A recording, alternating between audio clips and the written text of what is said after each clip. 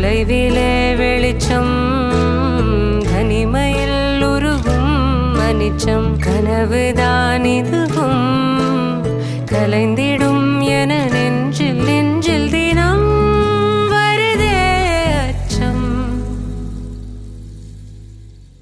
மேகதூதம் பாட வேண்டும் மேனி மீது சாரல் வேண்டும் காளிதாசன் காண வேண்டும் வானவில் வரும்